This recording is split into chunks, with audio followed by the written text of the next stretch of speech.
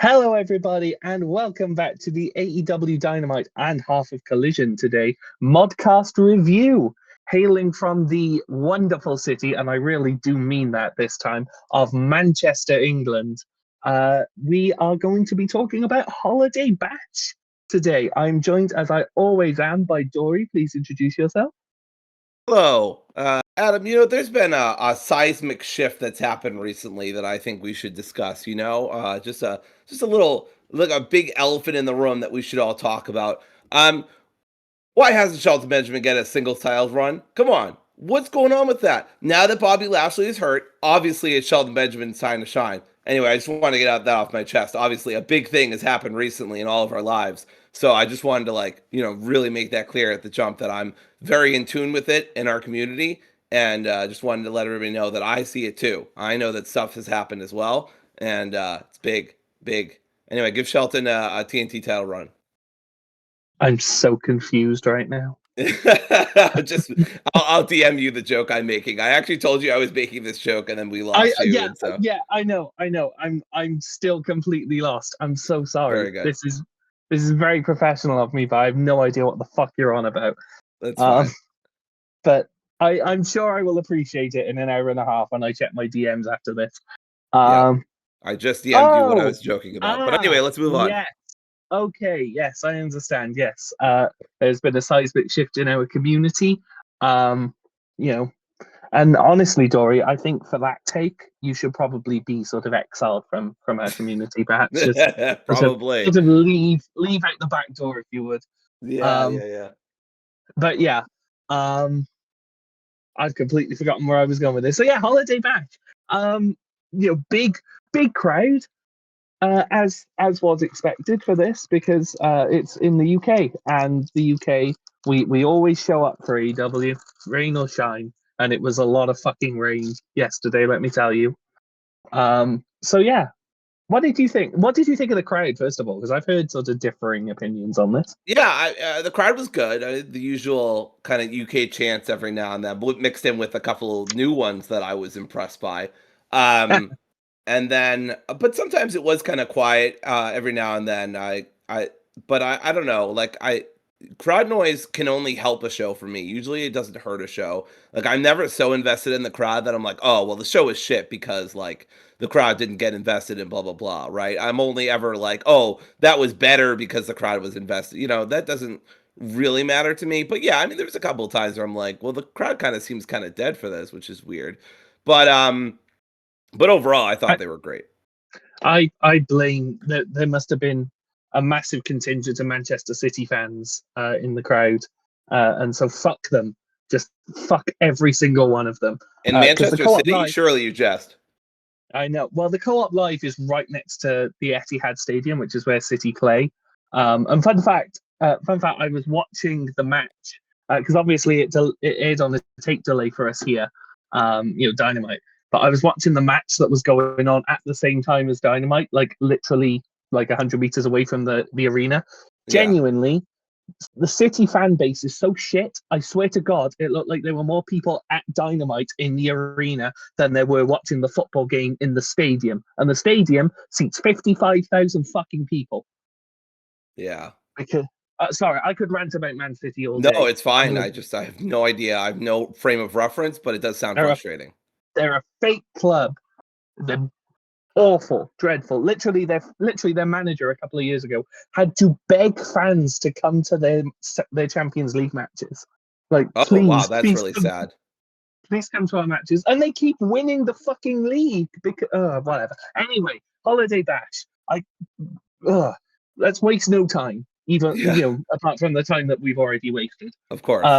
Because this got straight into it. There wasn't even, on Triller at least, there wasn't even a sort of introduction. There was no pyro. No, same for the most intro I got was the calming meditative bells of HBO Max, and then just immediately into Roddy versus Mox. Yeah, I didn't even get that. It was just immediately, oh shit, okay, Mox and Roddy are on. And a great start it was too. I thought this was a really, really good match. Yeah, this was a great match. Super physical. They went almost the entire 20 minutes. I think Mox said something like 19 and a half minutes or something like that. They were coming down to the wire. I think it was about 18 minutes. I think he did use a bit of poetic license there, but still a long, by Yeah, C2 but standards, most a of the long 20, match. yeah. Yeah, because I was like, when he said that, I was like, I don't remember them saying 1 minute remaining, but maybe I missed it. But regardless, yeah, a great match, super physical from both guys. Some technical stuff that looks really good. Moxley doing his desperate tope. I always love when he brings out a tope because Mox just shouldn't be doing a tope. It just looks wrong, but it looks good at the same time. And then yeah, Roddy with his usual very impressive backbreakers and elbow strikes. One of the things that Roddy does that I really love is when he does the two like elbow strikes and then he does the twisting elbow strike. I love that. I don't know why I love that, but it's just so cool to me. I agree. I mean, Roderick Strong has a good move set. I don't think we're breaking any boundaries by saying this. No. It's in terms of like just a pure athlete's move set, in the ring. I think Roddy is one of the best in the business. And then like 95% backbreakers as well. So the man knows, he knows what works for him. But surprisingly, this was a little, for a Roderick Strong match, this felt quite different because it wasn't heavy on the backbreakers, which I think is partly because that I think Mox led a lot more of the match. Like Roddy is a leader of matches, right? Historically, Right. he's very much a ring general, not in the Walter sense, but you know what I mean. Oh, he But you know what I retired mean. somebody recently, did he? Yeah, I hear people really, really liked it. They did. They were unanimous in their praise. I was at Collision that night. Oh yeah, by the way, Collision in Cardiff, fucking brilliant. Nobody was having the same criticisms of the crowd in Cardiff. Let me fucking tell you that. The Cardiff was very hot compared to Manchester. Yeah, we're just better. What can I say? But yeah, that show was great. But yeah, Roddy historically is a match leader. He's the sort of guy that will be the linchpin of any match that he's in, and the other people will be sort of rebounding off of that. But Moxley, that's not going to work for him because he's John Moxley. He's the ace of the company. He's going to lead the match, and it was a very Mox coded match by sort of Roddy Strong standards, if you like. Yeah. But I think that worked really well because obviously John Moxley is a really, really good wrestler and really good at putting together matches. I don't know whether there are any particular spots you want to talk about. I always appreciate when wrestlers immediately adapt to whatever another wrestler does. So, for example, when Mox kicked out, Roddy didn't go, "Oh my God, this is so upsetting." Instead, he immediately tried to go into the stronghold. Like I love when wrestlers do that because it makes total sense. It shows off their veteran prowess if you choose, and it's just a cool moment to see. But yeah, I mean, there's not a ton to talk about here. And also just to piggyback on what you said about the stronghold, what I really appreciate about John Moxley over the past couple of months, all the work he's done with Kyle O'Reilly and the tapping out and all that, whenever Moxley is put in a submission now, the crowd goes absolutely nuts. He gets put into the stronghold and everyone gets on their feet. They're like, they want to get a good view in case he taps out because that's the overarching story of John Moxley over the past couple of months, and it's been really, really well done. And it's little things like that that make you go, "Oh, yeah, they've done this, expertly." So I that was just a little thing I noticed that I really appreciated. Yeah, this was a great match. They really used almost all the time they had very wisely, and just super physical, super impressive on both of their parts. Yeah, great match. And of course, worth saying that Mox won with the paradigm shift. Well, actually, he almost lost to a pair. I remember this wrong, and then he got a Death Rider for the victory. So it protected Roddy in defeat. Not that Roddy really needs to be protected at this point because he's golden, but yeah. Yeah, I mean, I always get this wrong as well. So the paradigm shift is the sort of snap DDT, if you like a pure DDT. Yeah. And then the Death Rider is almost like a brain buster type thing where he lifts you up. And so he hit the paradigm shift. Roddy kicked out, which I did not expect. That sold me for a ticket. But then obviously Mox hit the Death Rider and got the win. really, really good hot opening match. Felt like a real sort of a struggle. You know what I mean? It didn't feel like two men sort of choreographing a thing. It felt like two men struggling against each other for the points they desperately want. So I appreciated that. Yeah, I completely agreed. So after that, Eddie Kingston was there. Said that he's not going to dwell on his loss to Samoa Joe on Wednesday because he's going to live and learn from it. And basically said, I'll be on Collision, for anyone who wants to step up. And I hear that he had a match. Spoiler alert! I believe with Nathan Cruz, who is a sort of mainstay on the British Indies. Cool. He was actually on Dark with the Grizzled Young Veterans on Tuesday. Right, that's who it was. Okay. Yeah, so he's pretty good. I've seen him a couple of times. I wouldn't necessarily say that he lights the world on fire, but he's pretty good. I haven't heard anything about the Eddie Kingston match. I assume he wins. It would be very fucking weird. Imagine if Nathan Cruz just squashes Eddie. Just the new action Andretti. Just gets on the mic. Learn from that, Eddie. I mean, there would be a part of me that would be like that would pop massive, and then I'd be like, "This is the worst thing ever. What the fuck did he do?" Yeah, right. This makes no sense. But yeah, after that, came the match. I thought this was a bit peculiar. I had this sort of penciled in as at least the Dynamite main event. Yeah, the formatting was a bit weird. I think we'll talk about it later when we quickly get into the Collision part of it, because I think this should have been the main event of Collision or Dynamite, not the main event that we got for Collision, which we're getting ahead of ourselves. Anyway, I thought this was the match of the night. I don't know about you. It's pretty close between this and another match, but yeah. Yeah, absolutely. I mean, the other match we're talking about, I assume you were on about Pac and Carl Fletcher. Yes, absolutely. Yep. That was the only match I felt like got super. Not that the other matches were bad, but that was the only match I felt got close to meeting the heights of this match. Yeah, I agree. But I still have this as my match of the night. Just look at the talent on display here. Not only have you got, obviously, the return and the reunion of, for the 45th time of the Elite, Matt and Nick Jackson and Kenny Omega.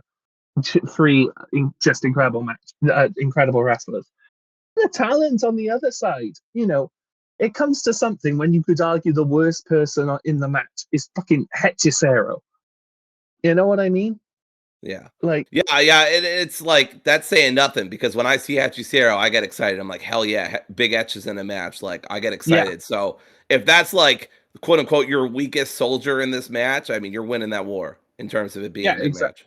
Exactly. I mean, Hechicero has, I've said this so many times on here, but Hechicero has been one of the great beneficiaries of the CMLL partnership, to the point where, when he first debuted on AEW against Bryan Danielson, there were a couple of people be like, "Oh, you guys don't know what you're in for with Hechicero. He's really good." And now, sort of 18 months later, he feels like an absolute mainstay on AEW. He's one of the core components of the Don Callis family, which is a group that has a lot of core components. Yes. But he feels certainly the most elevated of all the people from CMLL. So I really appreciate that about the whole venture, that it has worked wonders for at least a couple of people. But I've waxed lyrical about that before, so we don't need to get into that. But this match was incredible. Yeah, I really loved it. Just classic stuff from the Elite. Playing all the hits, basically. I was really surprised they didn't come out to Kansas. Instead, they came out to the BTE theme, and then they did Kenny's classic theme. So I guess they went back to the classics, but I would have preferred all three of them come out to Kansas. But you could also be a total nerd like me and say, well, maybe that's like playing into the fact that they're together, but they're not like the best of friends yet. I don't know, but we'll see. Yeah, I mean, I get the thing, but also if you're gonna do that, why tease Carry On My Wayward Son? Like, they literally said they were, the Elite were wayward and estranged on social media, which everyone took to mean, oh, okay, cool. Oh, I missed them saying. I didn't even see them say that, but that makes sense. But also, I would also argue if you're going to do the whole separate entrance, give the Young Bucks Super Kick Party. It's the better theme. You know what I mean? You know For the. sure. I mean, I love Super Kick Party. I'm always going to support that. So I don't know. It was weird, but whatever. It's not a big deal. Yeah, it's a very, very minor nitpick. At the end of the day, I'm still just very happy the Elite are back together. Yes. Especially when they put on matches like this, because I've talked at length before on this podcast about my appreciation of Old Man Kenny. Yeah. But I really appreciated in this match, it seems like being with the Elite, being with the Young Bucks, and facing especially Kazuchika Okada just unlocks something in Kenny where it's like he can roll back the years in some aspects of his sort of physicality and his wrestling. So this felt like a sort of throwback to maybe sort of 2022, 23 Kenny Omega, where he's starting to feel the weathers of age a little bit, but he's still capable of going out there and putting on just an absolute technical and athletic masterclass.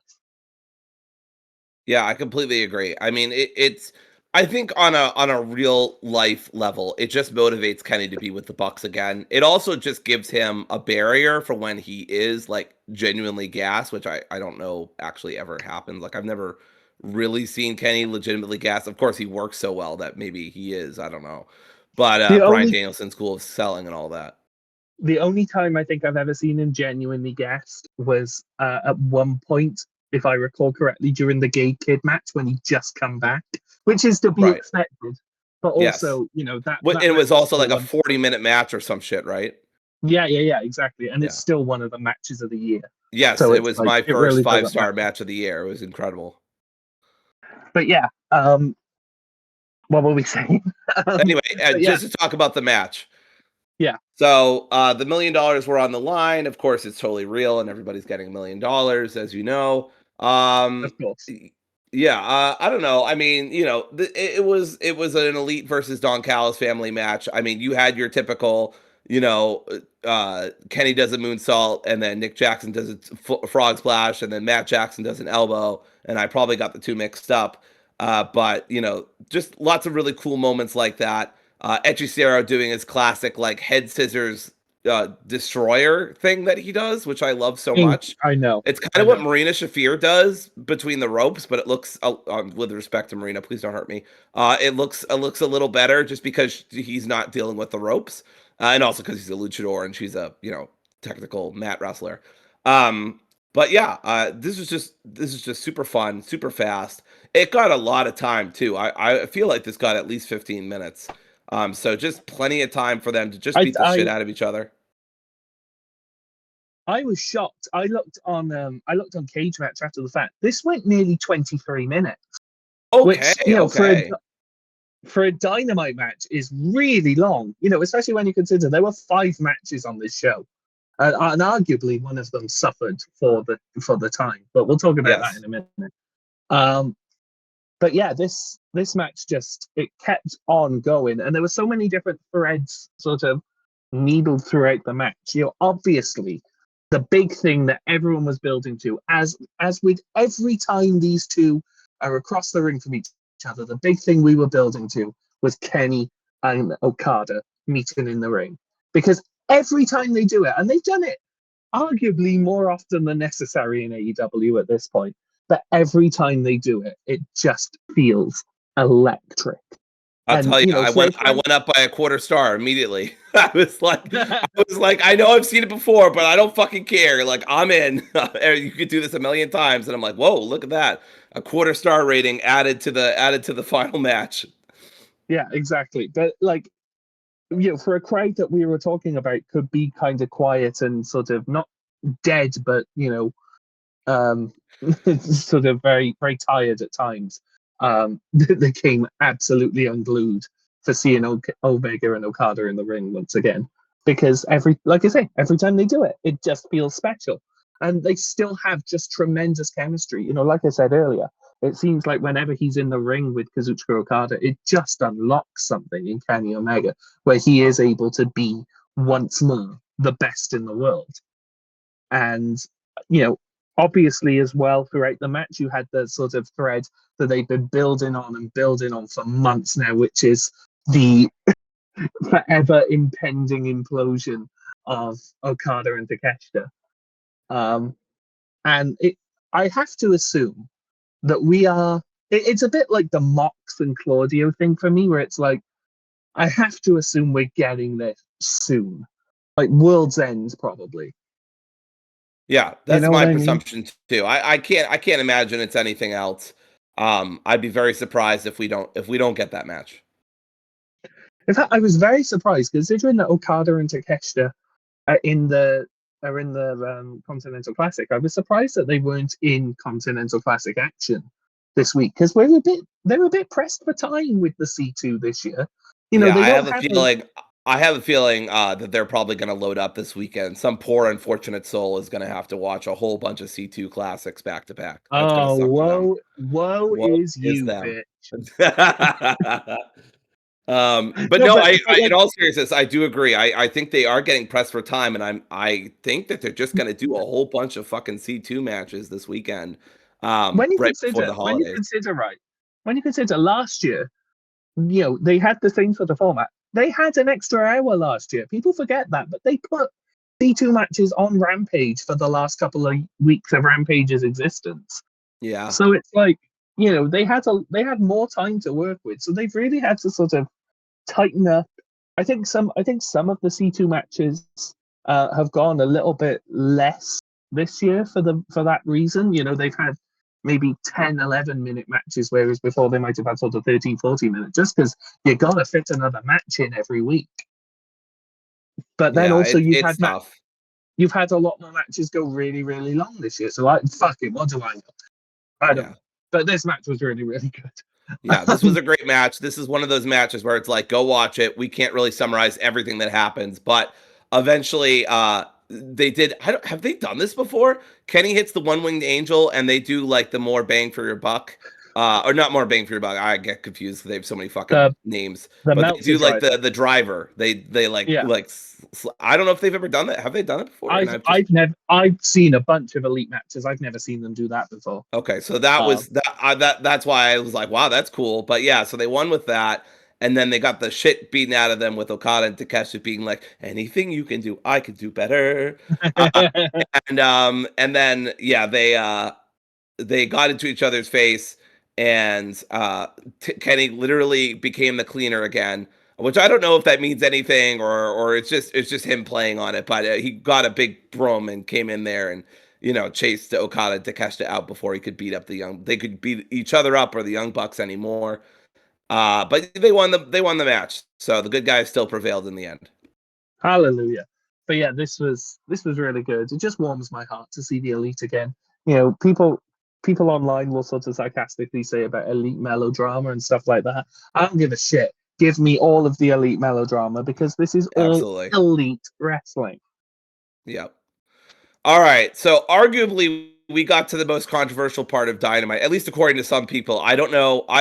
So the funny thing / sad thing was that Adam and I weren't talking about this at the same time because Triller, in all of its infinite wisdom, had y'all in the UK in like a 1 hour delay. It's So literally on our island, and we have to I watch it know, after you fucking people. It sickens I me. know you fucking people. And that's kind of what I was saying without the you fucking people part. And that's what I was saying. Like it's so weird. But anyway, so we had the contract signing, and I had a feeling that a certain asshole was going to show up here, certain menace, a certain mensch, if you will. And Yeah. I was right. As it happened, I was like, I knew it. But of course, people online are upset because of this or that. I just want to know, Adam, what you thought on a general level about this. I thought it was great, but you know me, I'm a big MJF stan. Stan's probably too high. I definitely I criticize him, so but I'm a yeah. big fan of his, and I get a little frustrated with some of the criticisms online. But yeah, what did you think about this segment? Because I know what I Uh, thought, but I never got to see you react to it. so I've said in the past, maybe not on this podcast, because a lot of the MJF stuff that rubbed me the wrong way happened before this podcast launched. I've been open in the past that some of the MJF stuff has not been my cup of tea. You know, like the Jeff Jarrett sort of stuff and whatever. I thought that was a bit sort of. He came Yeah, back. totally fair. He came back this week on this Dynamite.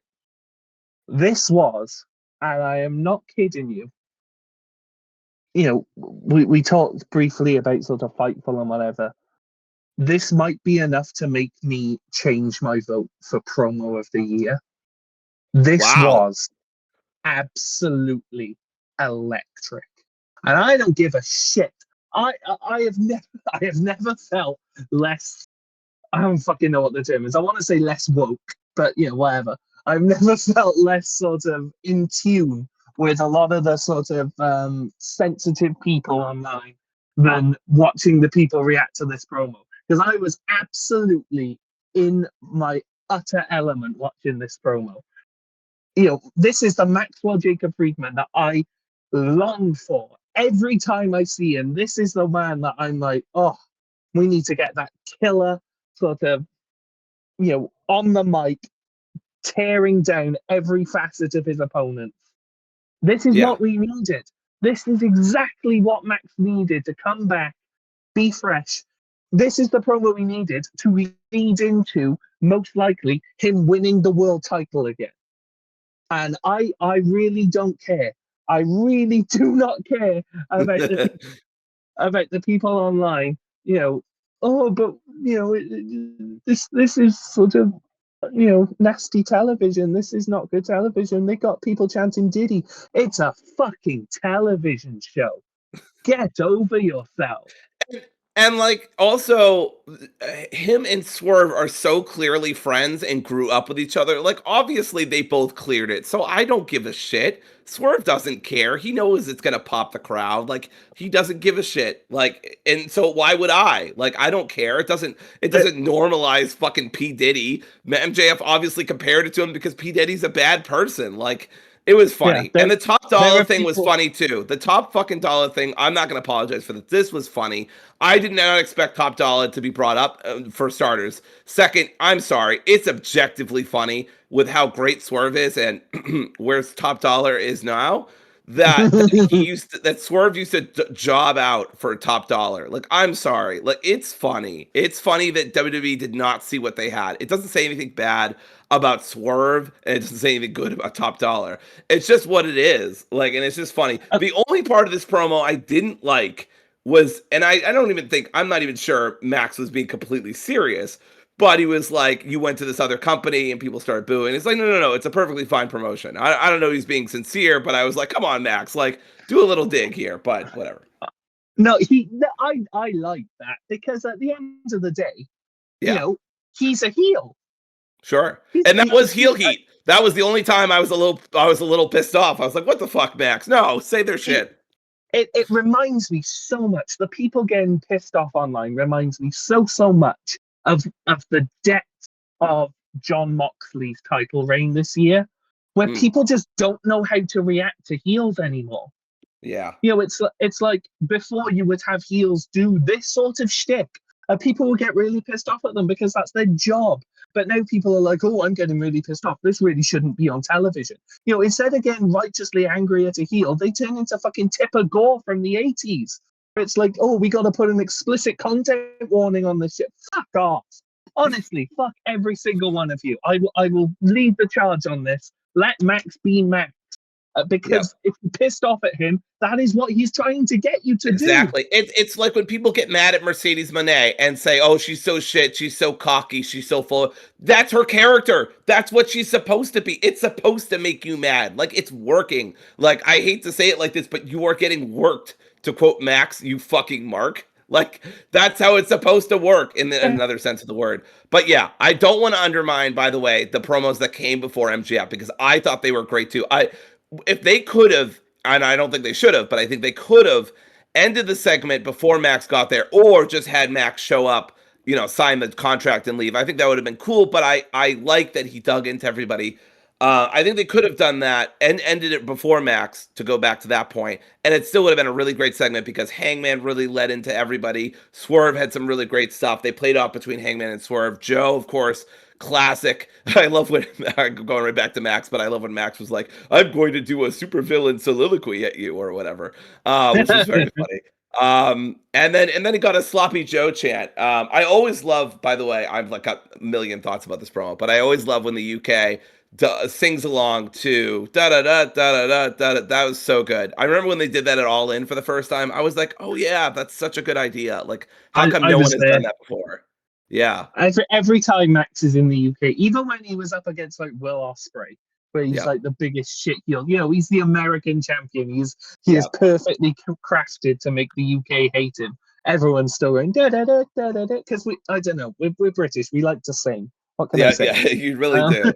But this was great. This was an excellent promo all around. I thought everybody did a great job.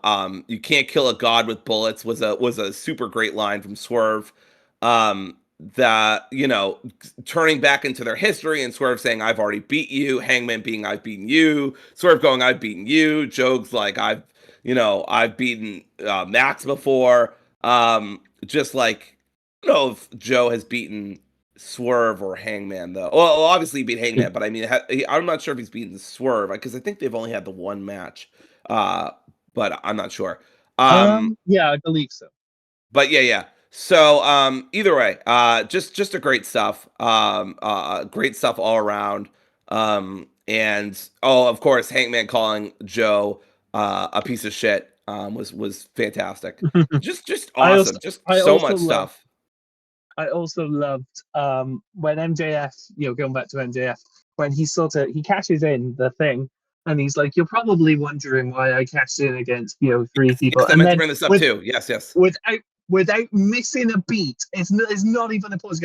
You're probably wondering why I cashed in against three people. Hey, Seabiscuit. And this is what bothers me too. People are saying, "Oh, MJF just came back the same exact character." Literally, one of the first fucking things he says is, "I am going to do this the right." Now, of course, he's still a sleazeball. I sincerely doubt he is doing this the right way. And of course, the contract itself is a shortcut. So when he says, "I'm not taking shortcuts anymore," he's not exactly telling the truth, but he's also not exactly lying because this is not the easiest situation he could throw himself in, right? Like he could have waited until in go fairness, ahead. he has earned that right. It's not Right. like he sort of stole a That's contract true. or whatever. He won the match. Like he has won the prize legally. He's Yes. won the prize fairly, and so it's like I really appreciated this character beat where he's like, I'm not going to take shortcuts, even though arguably he is. But yeah, he basically said to Hangman, if I took a shortcut, I'd be proving you right. So I'm going to do something that's going to really fuck with you. I'm going to do this the fair way and still beat you, and then you'll be absolutely fucking crushed by everything. Yeah, just great stuff. And then people are like, "Oh, well, MJF hasn't changed at all." Like some people are just hating on MJF just to hate on MJF. Like I don't know. It just frustrates me. Some people decided 2 years ago at this point, in the sort of depths of the MJF title run, they just decided they didn't like him anymore. And there has been nothing that he could do. Even, his incredible character work with Will Ospreay, his stuff with Hangman at the start of the year, this coming back now, nothing could redeem him in the eyes of those people because they've just decided. And not only have they decided that they don't like him, it's a self-reinforcing circle of people who, have decided they don't like him. So every time they say they don't like him, other people are like, yeah, I don't like him too. So they're just in too deep. There's nothing you could do to get them to like him, to get him to like them, or no, them to like him. So fuck it. Don't even bother, Max. Just keep doing what you're doing because the vast majority of the AEW audience love it. And it's just a small contingent of people online who they've got it in their heads that you're shit and there's nothing you can do. So don't try and pander to them. Just keep doing the incredible work you're doing and keep pissing them off because fuck it, they deserve it. All right. Well, this was good. We should probably move on though at this point. Yes. The next match on the there was a brief promo with Jet Speed at the back where they were basically we're still friends and we're still gonna we're gonna face each other in the finals. I love you boys. I don't think you will. Um, Love you, yeah, wish you the best. Don't think it's happening. yeah. I mean, I'm more confident in Speedball than Kevin Knight getting through. Yeah. But yeah, I don't know. I mean, it's Kevin Knight versus Okada on Saturday, right? I mean, they've already filmed it. I haven't seen any spoilers for it. No, I'm avoiding social media like the fucking plague when it comes to spoil. I somehow dodged all spoilers for this show, so I'm hoping to dodge anything else. The only thing I had spoiled coming into the show was, believe it or not, the finish of the battle royal that we'll talk about Oh, later. I yeah, had yeah. the competitor spoiled for that, which did make me, spoiler alert, it did make me feel better knowing that, because I like the people. But yeah, this next match was an 8-woman tag team match between the Babes of Wrath, your current reigning and defending AEW Women's Tag Team Champions, and the Timeless Love Bond, who arguably feel more important. Sorry, they just do. Versus Mercedes Moné, Athena, Megan Bayne, and Marina Shafir. And when I said earlier that, the Elite going 22 minutes hurt one of the matches, arguably, in terms of time, this is Yeah. the one I meant. I had a feeling, yeah. Because this match, I believe, only went like 8-9 minutes. Yeah, it needed more time. I still thought with the time they got, because there's so much talent in the ring, I still thought like it was a pretty good, even solid match. But Oh, I definitely agree. the weakest on Dynamite. I'm gonna get on my soapbox for like 0.5 seconds. It sucks that there was only, let's be real, one women's match for a 3-hour show. I know there was a second one, but it was a glorified squash match, and I didn't think much of it. We'll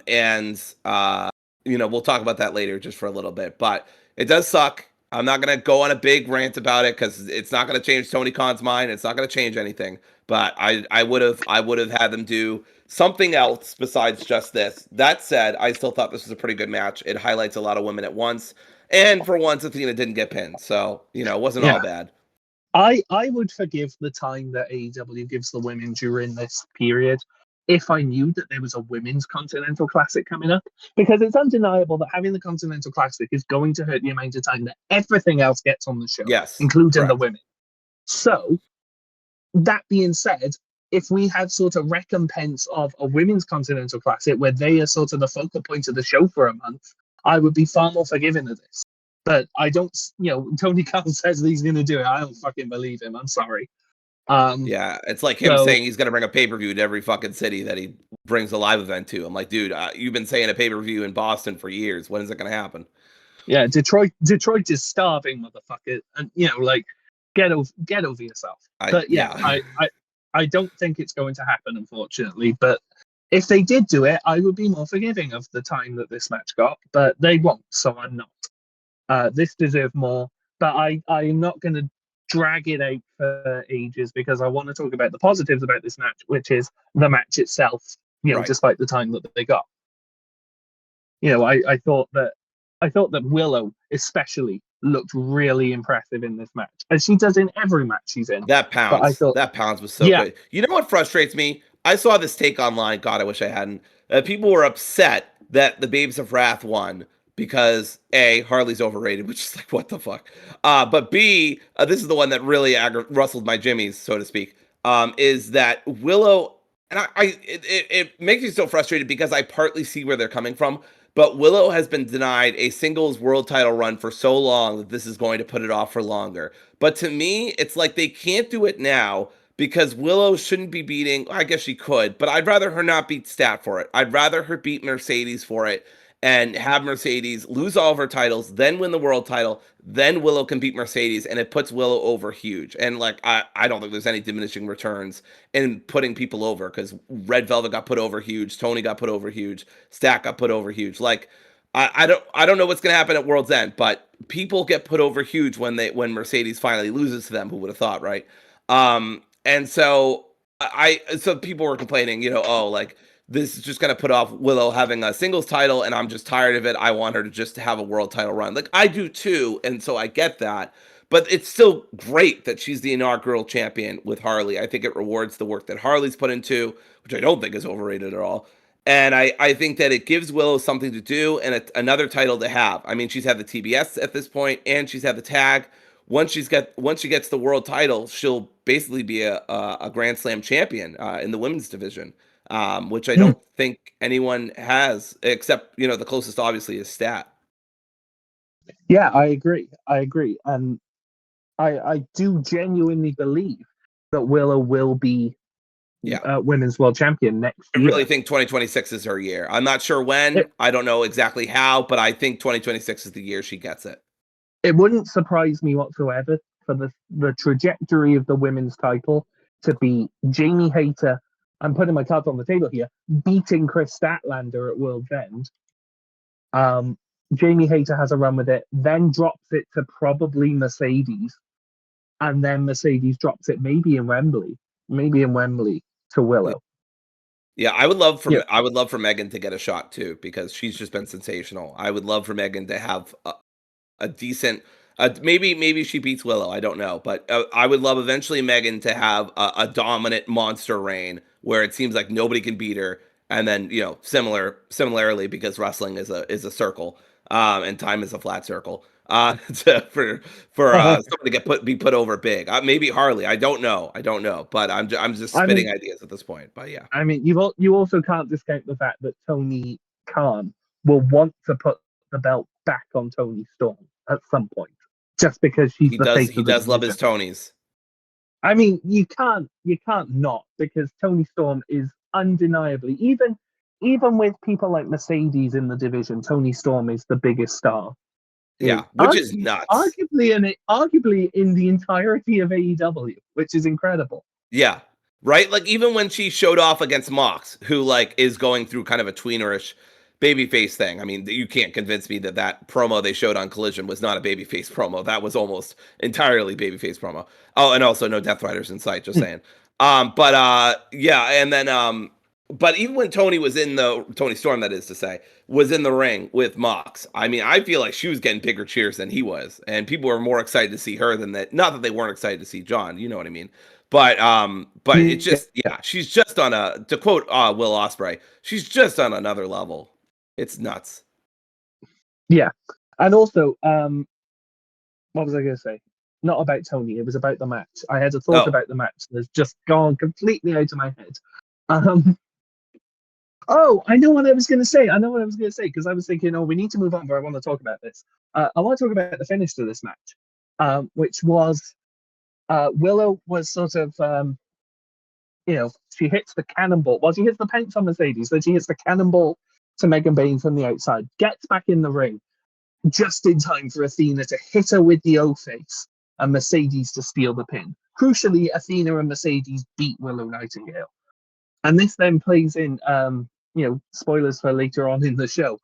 This then plays into a match at World's End, which is Mercedes Moné and Athena versus Willow and Harley for the belt. Now, the fact that Mercedes pins Willow here, I went back and forth with a friend of mine on this. Mutual friend of ours. I think this is setting up Willow to pin Mercedes at the pay-per-view. Oh, interesting. Yeah, I think it would be better because Athena's been pinned too much in AEW for me. I mean, to be fair, I'm such a mark for her that even once is too much. But and they've definitely gone over once. Yeah, same. But, my head was in my hands at Forbidden Door. Yeah, fully and utterly. Yeah, for sure. Same. But I don't want to talk about that. No. And bad memories. But anyway, I don't want to crash out again. But anyway, yeah. I hope that's what they're doing. I hope that Willow gets her pin back, and then they're back to being even, right? Because they're 2 for 2 on pinning each other. It sets up, that match that they can have down the line. I'm not sure, where Mercedes wins it versus where Willow wins it, world title wise. But I mean, probably next year.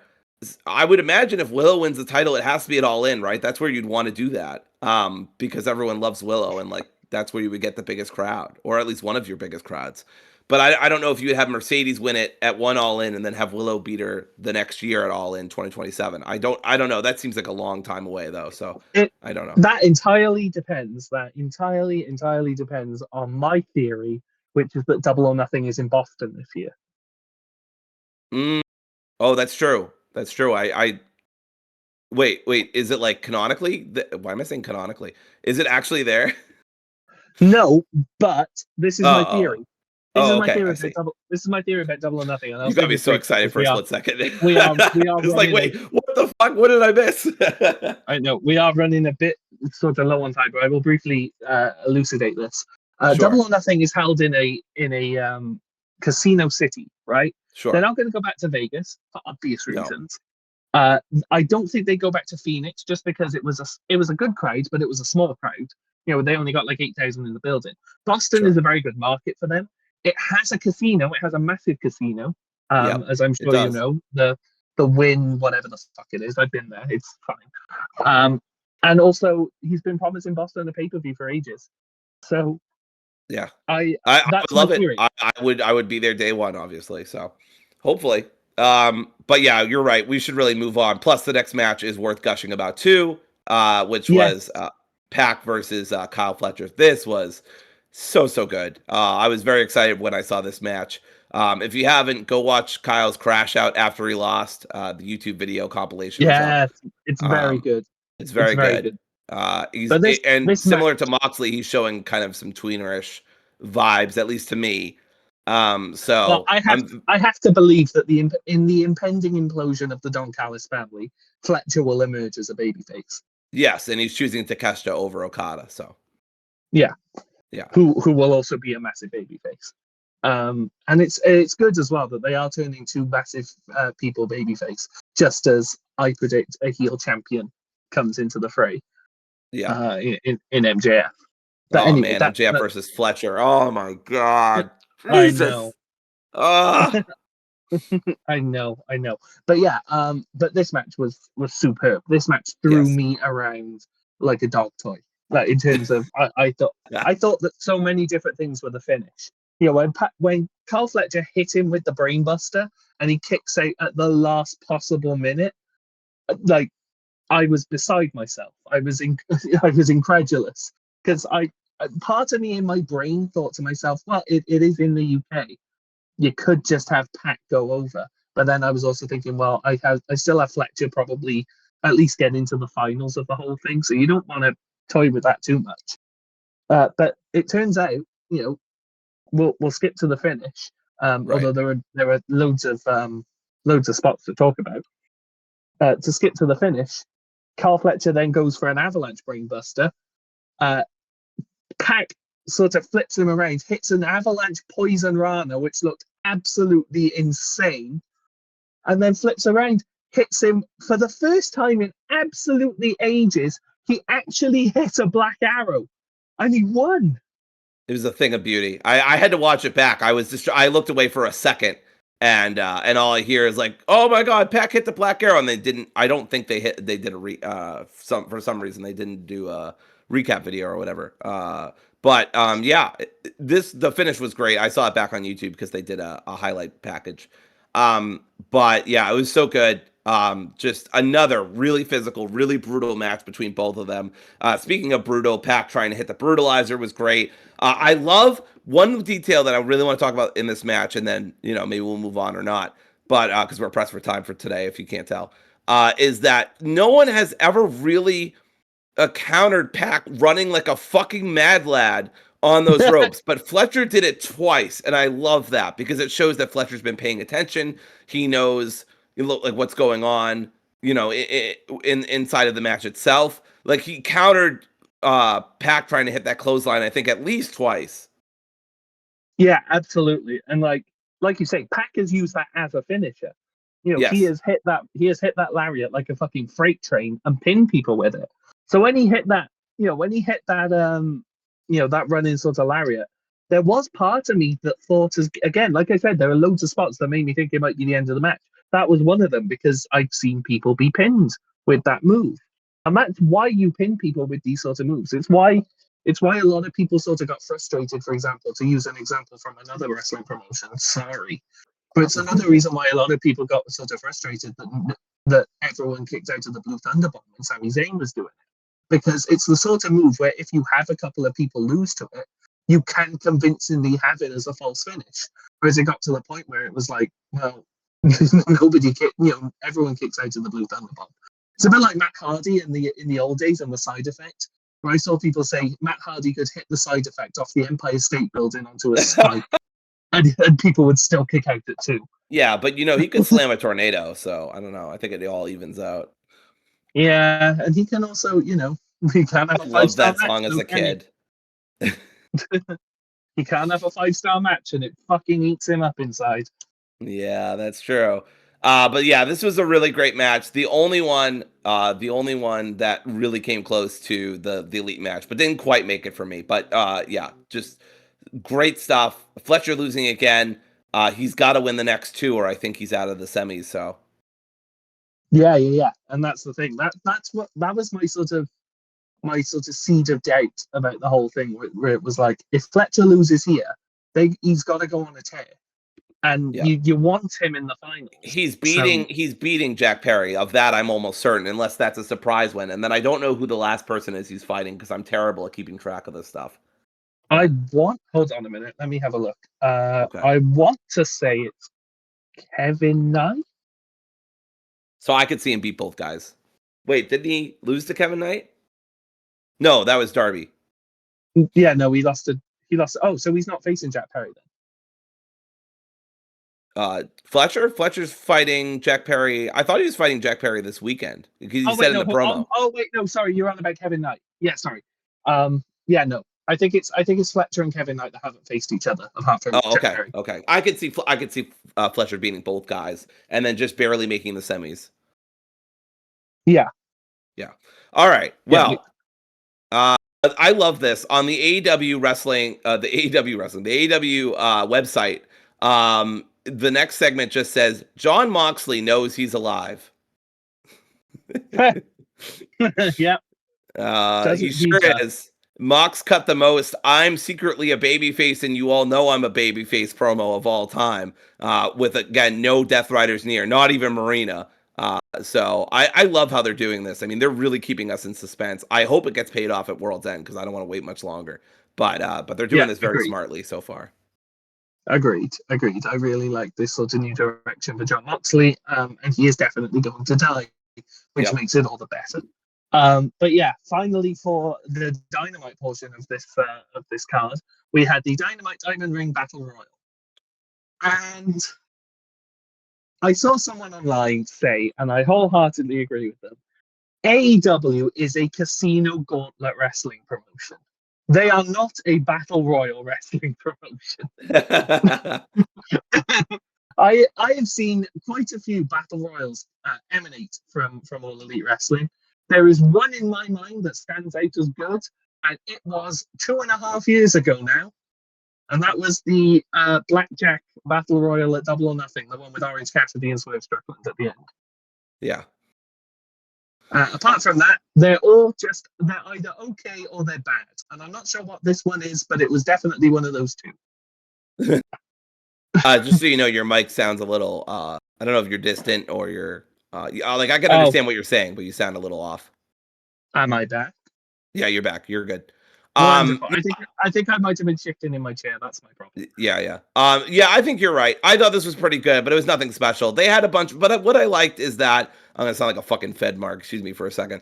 That they had certain moments here that I really liked, like the Brodito moment that I liked, the Acclaimed moment. They just had like cool aspects of this match that I liked, that kind of stood out to me. But yeah, there's not a lot to talk about here. Eventually, Bandito. Was it cinema enough for Go ahead, Dory. Was it cinema enough for you? Did they have enough hype moments and aura for you? I needed more wrestlers to go out of the ring with smiles on their faces, personally. I personally think this would have benefited for a 25-minute entrance by some, maybe Bishop Khan. He looks enough like Roman Reigns. You could have fucking done it. What the fuck? No, Racismo. No, they're both. Fuck you. But yeah, this was great. He passes on Anoa'i. Change my mind. Bandito reversed the powerbomb from Khan. Speaking of him, and that means I'm getting Bandito versus Ricochet next week. I think that also means I get Bandito versus MJF, but I'm not positive because they haven't announced when that match. I don't know if that match is happening at New Year's Bash or it's happening next year. it's happening at Maximum Carnage. They said that. Where's Maximum? Oh, and that's in January, right? Yeah. Hold on. Okay. Where the fuck is? I'm where the still fuck is getting Maximum Ricochet Carnage? versus Bandito. I'm hardly complaining. Yeah. Hold on. I want to check. Where is Maximum Carnage? I want to see. Maximum Carnage is in the city of Phoenix, Arizona. Oh, you are more than welcome to go and travel down there if you want. I'm gonna pass on that. But yeah, that was the finish. So I get to see Bandito versus Ricochet. No complaints at all with that. Then Jon Moxley had the promo, which we just talked about. I went a little out of order because I got excited about Jon Moxley knowing he's alive. And then we went into Collision, right? So we basically went into, or Jon Moxley, I think, kicked off Collision with that promo. And then we went into Orange versus Mascara Dorada. Yeah, and this was a good match.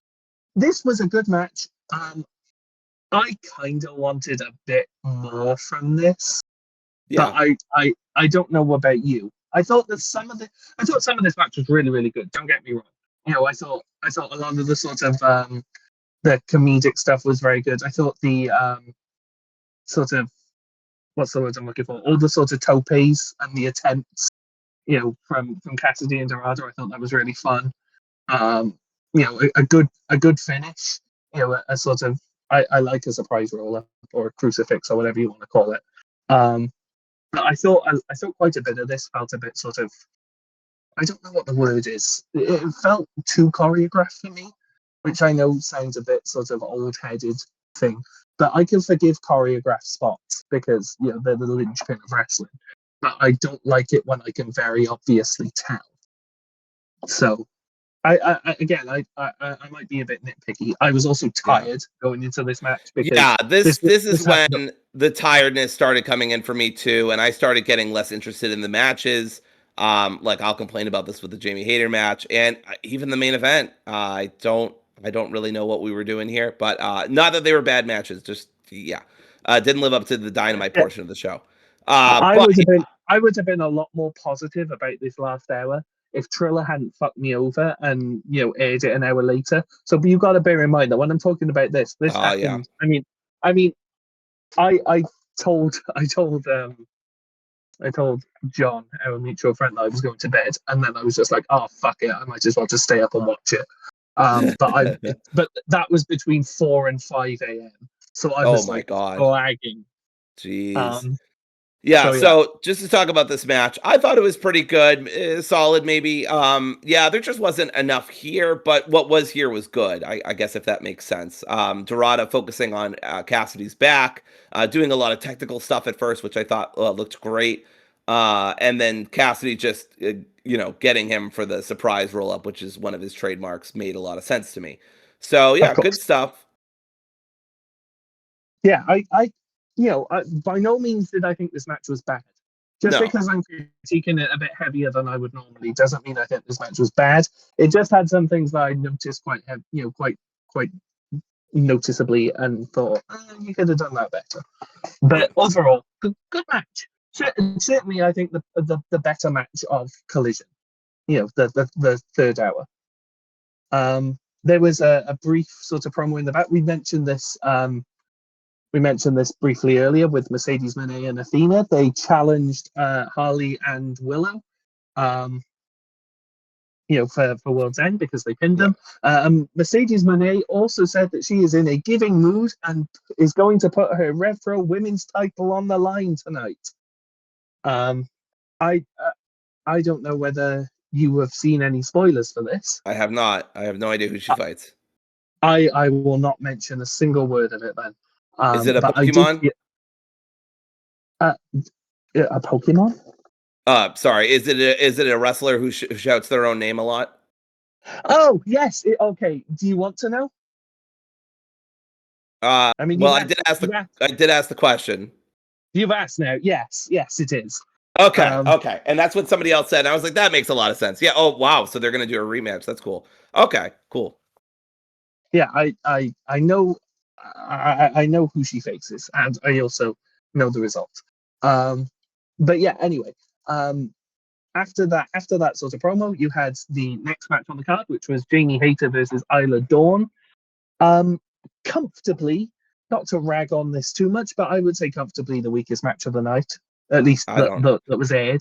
It was a glorified squash. I know people are gonna come for my head because the people love Isla Dawn. And look, I love the Scots and she's Scottish, so I feel indebted to appreciate Isla.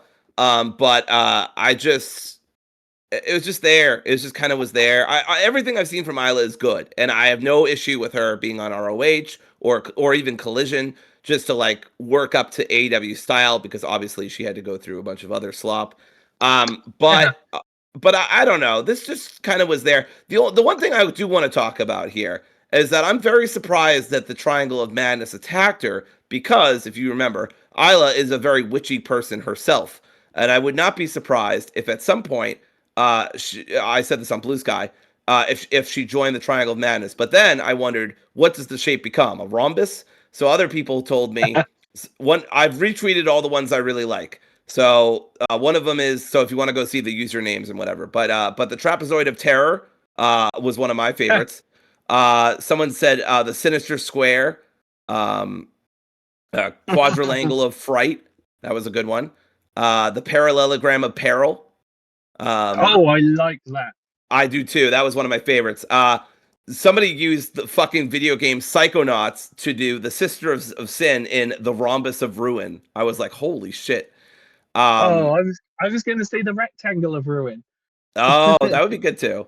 But yeah, I think those are all the ones that I really liked. But yeah, I don't know. I could see Isla eventually joining that stable. I thought she looked good, Jamie looked good, but there just wasn't a lot here. I mean, it's 2 paragraphs on the website, for goodness sake. If you add another person, you can have the pentagram of psychosis. Wait, no. Let's get Penta back, then have the pentagram of psychosis. Oh Christ, can we not? He's having too much. His present is AEW. His present is AEW. He's doing too much aura farming. He's having the time of his life over there. That's true. He's got to do 90% less wrestling and 100% more aura farming. The man has never said so many zero miedos in his life. Let's talk about this main event. I don't know if I'm going nuts here, Adam. I kind of thought this was underwhelming compared to their previous bouts. Am I going nuts? Well, yeah. To be fair, okay, you're not going nuts, but also I would say the previous match that they had with this iteration of the Bang Bang Gang. Well, no, with this iteration of the Bang Bang Gang, I thought it was a really good match. But the first time they faced the Bang Bang Gang was Jay and Juice, and that is one of the greatest tag team matches of all time. Yeah, that is fair. That is fair. I'll firmly put my stamp on that. That is certainly one of my favorite tag team matches of all time. So, that is an impossible bar to clear. I did not expect them to come anywhere close. No, I didn't expect them to clear it, but I guess, I don't know. I just felt like, I don't know. It was pretty good. Maybe like a gentleman's 4-star kind of thing, but I just didn't think it was like main event. You know what I mean? Yeah, and that comes back to what we were saying earlier about the sort of the scheduling and the pacing of the format of this show. Right. I think having the Dynamite Battle Royal, the Ring Battle Royal main event Dynamite and having this main event Collision is a weird choice. I get that Dynamite, AEW in general has always felt like a promotion where the opening match feels as important as the main event. But you should also aim to put one of your best matches in the main event, and they didn't. It felt like they overloaded the front portion of this show with things like Mox and Roddy, the Elite, and Pac and Fletcher, and then the rest of the show was just like, oh, and we also have this, which is it's a bit unfortunate, but at the same time, I'm glad that I was more alert for the better things. So the swings and roundabouts sort of thing. I also said this on Blue Sky. I said FTR and Dusty finishes. They were a more iconic duo, and then I immediately thought, well, maybe MJF and Dusty finishes, but but either way, this had a Dusty finish because of course it did. We wanted to put the Bang Bang Gang over in defeat, but obviously not have FTR lose. I never really thought FTR were losing here, but that's fine. That only takes so much away from me, which isn't a lot. But it was a good match. I hate to sound like I hated the match because I didn't. It was good. By now I was tired. I do love Juice's left hand of God. That always pops me. And he like oscillated between bald and hair, so that was great. I I don't know. It was good stuff. I was hoping Manchester would give Cash Has Got a Gun, but I guess it's faded from collective memory, so that's not going to happen. Yeah. Well, you got to remember, that was like 2.5 years ago at this point. Yeah, that's true. And also he was found not guilty, so yeah. Or it was thrown out of court, I can't remember. But it doesn't have the same sort of the same as when you got to consider when got a gun, but it's legally disputed and we're not really sure. Yeah, like Wheeler's innocent. It doesn't have the same ring to it. Yeah. But like, God, that's 2.5 years ago. When that first happened, everyone believed, oh my God, he's committed some terrible crime. That AEW was somehow sort of bribed the State Department to let him fly to All In. So everyone was just like, everyone was having some sort of party about it because it's like, this guy's fucking insane. Yeah. But then it turns out he did nothing wrong. So yeah, fuck it. What do I know? Yeah. God, that's the American justice system for you. I tell you what, we've actually got ahead. We've gone ahead of schedule, so I'll go off on a bit of a tangent here. Sure. That first All In, I was there, obviously. Of course.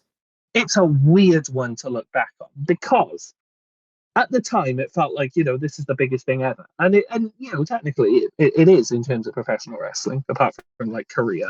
But the card, it's almost at times it feels like a glorified house show looking back. It is a very sort of, well, we've got the house already, we've got the gate, we know that 80,000 people are coming already, so we don't really need to book anything to get people in the stadium. You get what I mean? Yeah. To be clear, the vibes of the show were off the charts. It was a fantastic night, and I loved Samoa Joe and CM Punk before we knew that CM Punk had blown up the company again.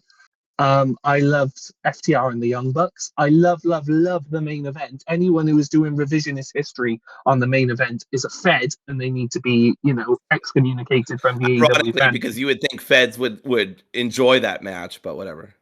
Yeah, but you know what I mean. Some people have been doing revisionist history to be like, oh well, it's really crap. No, they had the crowd eating out of the palm of their hands. It was a classic main event. It was great shit. But yeah, the rest of the card, you had Kenny Omega in like a 6-man tag that goes like 12 minutes.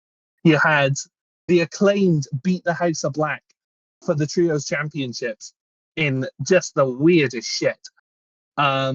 That Saraya wins the world title. Ugh. Which just makes me fucking and another laugh. lackluster Hikaru Shida run, unfortunately. Yeah. Which wasn't Shida's fault. To be fair to Saraya winning the world title, if Saraya doesn't win the world title, we don't get Timeless Tony Storm. Yeah. Yeah, okay. I guess I'm willing to take that hit. So it is very ends justify the means on that front. Sure. But yeah, like being there, vibes were tremendous. But looking back just as a pure sort of analytical, mindset on the card, it's not a great card. It's not fantastic. I liked Stadium Stampede as well. Like, I thought that was really, really good. But you had Will Ospreay, who everyone thought that Will Ospreay was going to face Kenny Omega at the show, and then they ended up having him face Chris Jericho. I still contend, at least I'm not going back to watch it. You can't make me. But at the time, I thought it was a solid match. But yeah, it didn't feel pay-per-view level. Yeah, it was definitely one of Chris Jericho's last great matches. Yes, because it was Ospreay, and he can do that. But yeah, Jericho, for all Jericho's faults, and there are many. Let me show you the San Diego fault line and compare it to Jericho. But Ospreay got a lot out of it. And Jericho knows how to sell, and he knows how to put people over when he wants to. So yeah, I thought it was a solid match despite people pissing and complaining. I remember enjoying Bullet Club Gold versus the Elite as well. I'm looking at the card right now. That's how I'm remembering. I remember enjoying it. I just remember thinking you have Hangman, Kenny, and Kota, and Jay White. Not doing the singles matches. Yeah. And it's like you just threw them all together. They kind of pulled the WrestleMania where they wanted to get everybody on. Yeah, and you had Claude. You had Eddie. You had Penta, Orange Cassidy, John Moxley, Claudio Cassidy. Fuck it, chuck them all together in the Stadium Stampede stew, and that'll do. Yeah, that's weird looking at that roster of people. I did like Darby and Sting facing off against Christian and Swerve, even though that's a very weird, yeah, tag I team. love that as well. And I was very, very happy that I got to see Sting wrestle. Yes. that is something that will always stick with me. Absolutely. I mean, the Bucks versus FTR one last time, or it wasn't one last. I don't think they've fought since, but either way, it was a great match. They have? Okay, I couldn't remember. Yeah, I know they've tagged, but I couldn't remember. Oh, was I there? Let me guess. Was I there? No, you weren't. Oh, okay. You weren't there. They fought at Dynasty last year, where Jack Perry came back in the ladder match. Oh, right. Okay, I forgot about that. I thought you were about to say with the Acclaimed, it was a triple threat or some shit. No. Yeah. But and I thought that was a solid match too, but it also felt like, oh my god, I've seen them. Wait, hold on. It's excellent, but it's like I've seen it before. Yeah, there was an Acclaimed triple threat. I forgot about that. I was fucking I was like, wait a second, I remember because they were gonna do it again, and then everyone's like, why? And then they added the Acclaimed. I'm like, okay, I guess. Like now it's slightly different, but still why? Let me make something very clear. They said they were going to do it again. Everyone went, why? I was like, fuck yeah, great. I love, I'm going to be there. And then they added the Acclaimed, and I went, oh, fucking hell. Yeah, there was definitely a mixture of responses, but this is definitely a weird card looking back at it. But yeah, I completely agree with you. MJF versus Adam Cole was a tremendous match. I don't care how much it was built on story and emotions and moments and whatever. Like that just propelled the pro wrestling that happened. And I loved the match. I thought it was great. I thought it was great too. But yeah, anyway, we should probably wrap this up. This was, this was a really good show. I thought it dragged a little bit at times, but the highs were very, very high. Yes, I thought this was a great show, or maybe a really great show overall. Collision was kind of like, it was good, but like it just kind of felt unnecessary. But I'm glad we got more people on the card, more people getting a payday. So I'm never going to complain about that too much.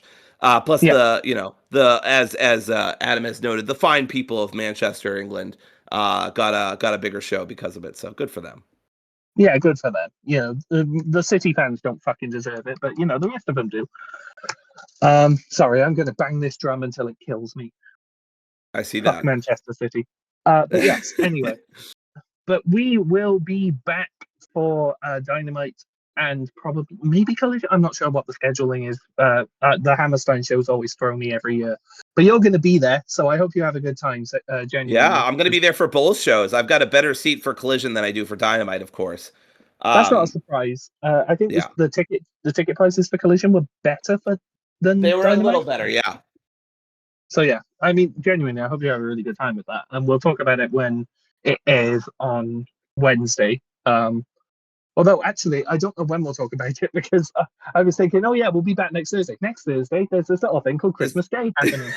I can talk about it. We could talk about it Friday though, because I will have Friday off. I told my boss I'm not working the day after Christmas. So I'm not entirely sure because Boxing Day, which is what we call the day after Christmas Day, is a big deal over here.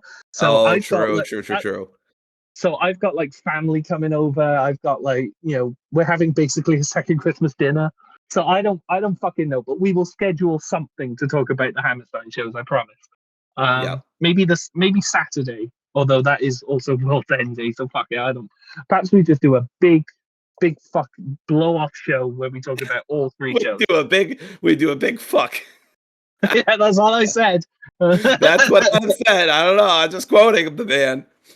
That's a subscriber special. You gotta subscribe. You gotta. Oh man, I have another joke, but I can't fucking find the. I can't fucking find the quote. What's that? I said that's on our only graps. Yes, that's right. Only graps. The big fuck. The big fuck. Would be tremendous. But yeah. So thanks everybody for stopping by. I just want to make sure that everybody knows that make sure you don't pretend all of a sudden that you've drawn the line of your conscience over some money that you spend in a given month. So make sure you don't do that. That wouldn't be good. And also, shout out to therapy. That's right. More people should go. I almost knocked my laptop over. More people should go to therapy, folks. I agree with that. Wow, do I agree with that? But yeah, that'll do us. We'll be back at some fucking point. I don't know. Yeah, we don't know. We'll figure it out. It's the holiday malaise, but either way, I'll be way ahead of. I'll be streets ahead, so to speak, of the rest of you when it comes to that. But I'll post everything in the spoiler section and whatever else. But I'll only Of post course. pictures of the ring. I won't post pictures of matches or anything. But I am very excited. I'll be there. Wonderful. Have a very good time, and we will talk to you soon. Do all the liking and the subscribing, although I trust you to do that at this point. I don't need to tell you to do anything. Yeah, hopefully somebody does the publishing. Am I right, Adam? Fuck you. Fuck every single one of you. I have a stressful life, okay?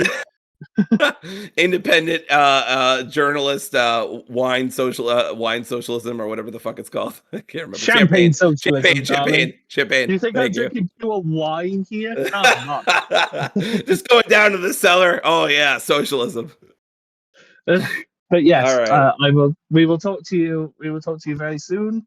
Have a very good holiday season to all of you. Yes. Thank you very much for watching, and goodbye. Happy holidays, everybody.